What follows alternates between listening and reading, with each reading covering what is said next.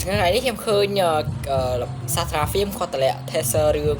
ភាពយន្តខ្នាតធំមួយទៀតហ្នឹងគឺរឿងបងអាឈួតតែឥឡូវយើងទៅទស្សនា teaser ទាំងអស់គ្នាម៉ែថយពុកវាយទៅអីម៉ែ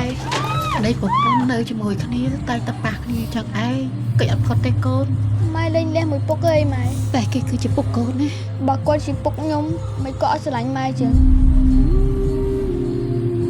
ម៉ែធ្លាប់មានក្តីសម័យដល់ម៉ែខ្ញុំអីគេក្តីសម័យពេលធំឡើងយើងចង់ធ្វើអីគេខ្ញុំចង់ធ្វើអីហងអត់ចង់នៅអង្គយើងខ្លួនម៉ែអញ្ចឹងឯងពេលធំឡើងយើងមានរបរស៊ីហើយមានលុយចង់នៅអង្គយើងអត់អស់លុយណាអើយចឹងយើងជិះឆ្ងាយពីអញគាត់អញចង់នៅជាមួយឯងអញថយអូនគួត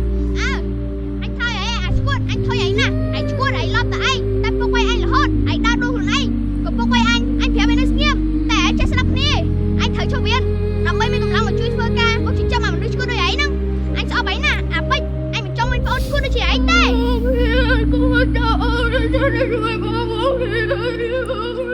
សតអរគុណហើយបាទរឿងនេះនឹងមកដល់ក្នុងគ្រប់គ្រងភាពយន្តទាំងអស់នៅថ្ងៃទី3កក្កដា2026ខាងមុខនេះ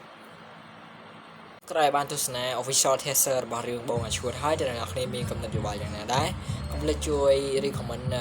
នៅខាងក្រោមផងដើម្បីខ្ញុំបានដឹងពីយោបល់របស់អ្នកនរគ្នាហើយកុំភ្លេចជួយចុច like follow subscribe និងគាំទ្រវីដេអូខ្ញុំបន្តទៅសូមអរគុណសូមគោរពលាបាយបាយ